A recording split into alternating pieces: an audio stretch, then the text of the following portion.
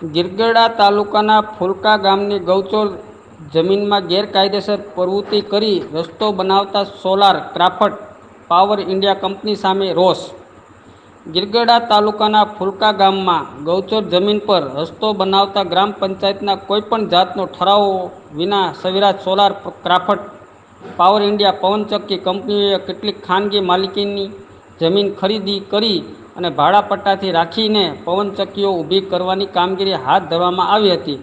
પરંતુ આ ઉપરાંત ખાનગી પવનચક્કીના માલિકોએ જે જમીનમાં પવનચક્કી કામગીરી કરી રહેલ છે તેની બાજુમાં આવેલ ફુલકા ગ્રામ પંચાયતને ગૌચર જમીનમાં ગેરકાયદેસર પ્રવેશ કરી ગૌચર જમીનમાં જેસીબી ટ્રક જેવા મશીનોથી ગૌચર જમીનમાં ખોદકામ કરી ગૌચરને ભારે નુકસાન થયું હોય તેમજ તેમના ભારે વાહનો ચલાવવા માટે ગૌચર જમીનમાં ગેરકાયદેસર રસ્તો બનાવીને મોટું નુકસાન કરી રહ્યું છે. તેમજ ફુલકા ગામમાંથી માટી કાઢી કંપનીના રસ્તા બનાવવા માટે ગૌચરને નુકસાન કરેલ છે.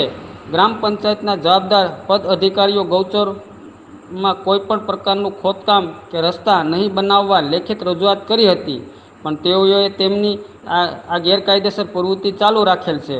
ફુલકા ગ્રામ પંચાયત તરફથી સદરૂ પવનચક્કી કંપનીઓ ગૌચર જમીનમાં કોઈપણ જાતની પ્રવૃત્તિ કરવા ઠરાવો કે મંજૂરી આપેલ નથી. મારું નામ વાઘેલા ગોપાલભાઈ કિશોરભાઈ છે. હું ફુલકા ગામમાં રહું છું. તાલુકો ગીરગઢડા, જિલ્લો ગીર સોમનાથ.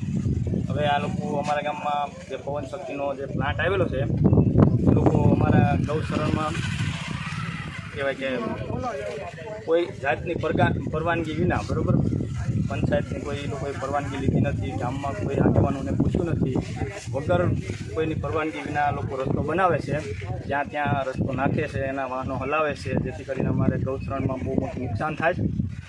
અને આ અંગે અમે આ કામ રોકવા માટે આજે એનો વિરોધ કરીએ છીએ.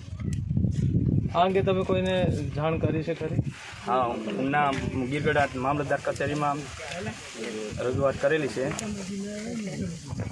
લેખિતમાં કરેલી છે કે લેખિતમાં.